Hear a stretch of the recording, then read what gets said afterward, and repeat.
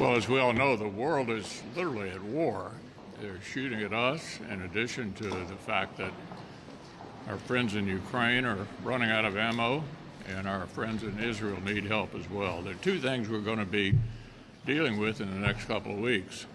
Number one is the Defense Appropriation Bill, which will come over to us hopefully next week.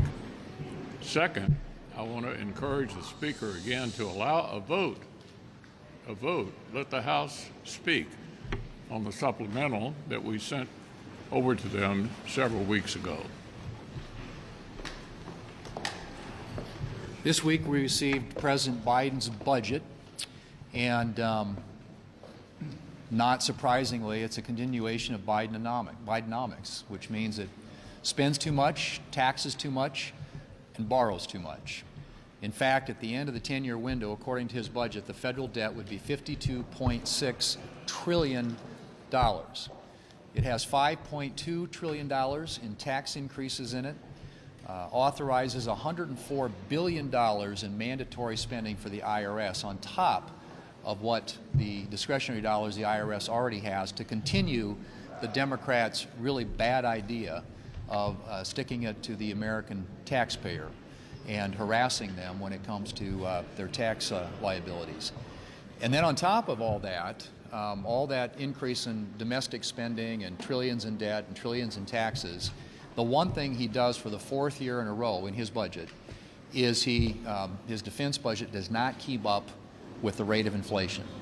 So you've got defense being reduced, you've got all the domestic spending and all the tax increases and all the debt piling up years and years and years into the future.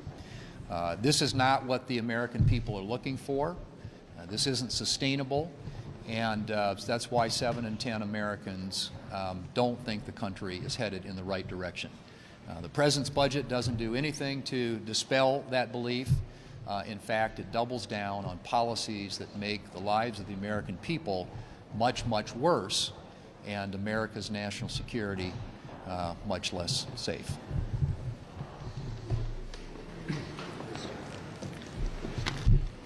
As I predicted at this podium last week, Joe Biden would use the State of the Union to blame everyone else for his failures. He takes zero responsibility for the disaster that is our southern border. All the amounts of his yelling will not reverse the flow of the 9 million illegal immigrants who've come into this country while he has been president. And no blaming will bring back innocent victims like Laken Riley, who was brutally murdered. And then this unapologetic president apologizes for calling her murderer an illegal immigrant. That's exactly what he is. And then the president tries to mislead the American people into saying, oh, we just need new laws. The president needs to stop abusing the law, which he is doing with mass parole for millions. At the beginning of his term, Joe Biden threw open the southern border to people from all around the world. He stopped construction of the wall, started a program called Catch and Release, releasing into the United States. He's made our country a haven for criminals, drug dealers, people who are on the terrorist watch list. And this past weekend, the president's interview said he's going to continue to do more of the same. He has no intention of stopping, none whatsoever. What he actually said is what we just need to do is have more orderly flow. Mr. President, 2 out of 3 Americans say you are dead wrong on that. They want a secure border. And Republicans have plans to secure the border. We know what to do. It's stop this catch and release. It's finish the wall. It's bring back a policy that worked called Remain in Mexico. The American people deserve a president who is honest with them. That's not what they got from Joe Biden during his State of the Union.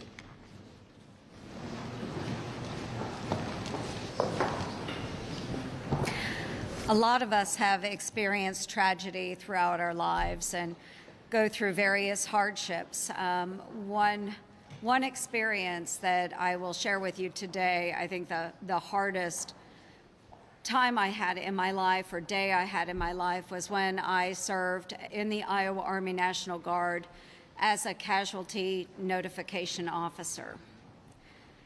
I had to go to a home in southwest Iowa and let a mother know that her son was not coming home from Iraq.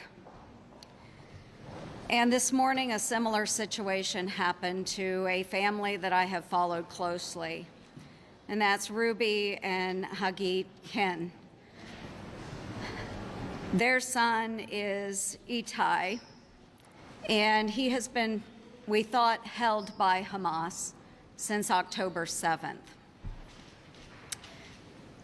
Now, Ruby and Itai had the hope that their son would be coming home. He is an American citizen, and they were notified just recently that their son had perished on October 7th, and this was just confirmed.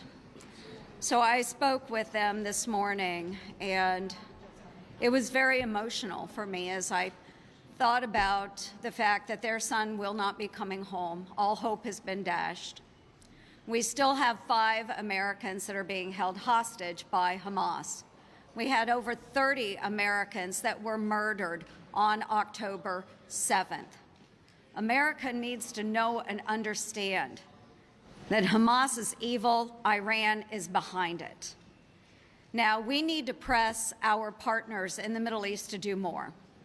And I'm going to point to Qatar. Okay, Qatar harbors, hosts, you name, you give it a name. They have Hamas leadership in their country. Now, Qatar is a non-NATO ally to us. They need to step up and do more.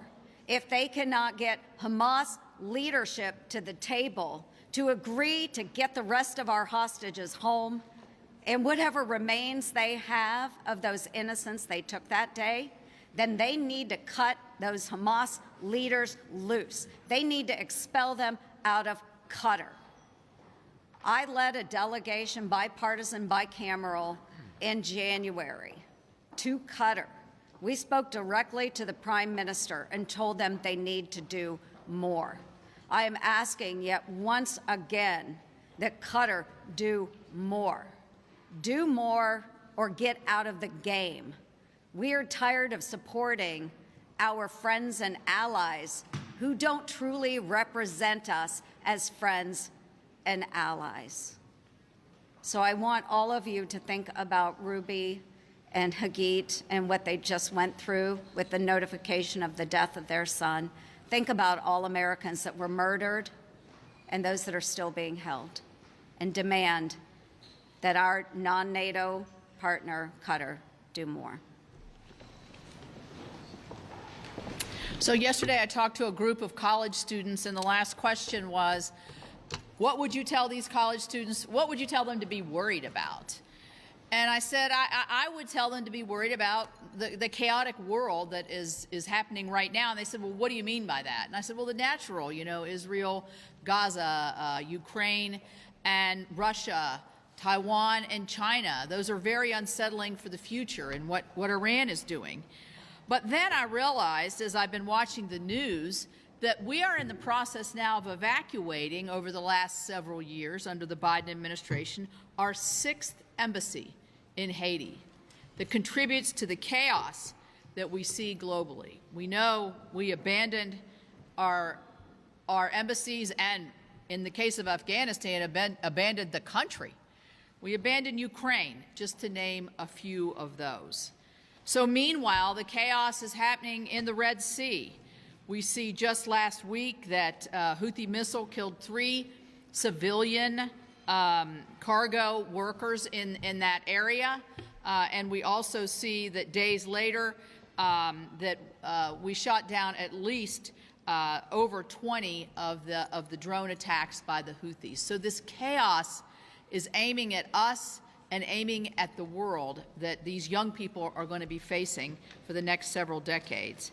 So these Iranian-backed Houthis have been, the attacks have led to tremendous downturn in the commerce that we see. You wonder, well, what impacts does that have on us here in the United States? Great impacts. There's a lot of commerce and trade that goes through that area, not just on American ships, but others.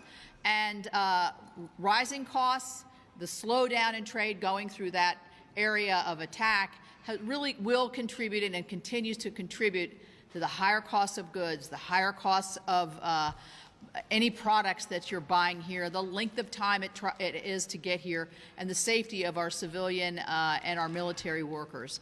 So the chaos that we see under the Biden administration is global, and it's very, very worrisome. I'll take it. So there's a good thing coming here in a minute. President Biden made his priorities clear last Tuesday during the State of the Union, or last Thursday, and they don't line up with the American people's priorities. 78% of the American people consider the wide-open southern border a crisis.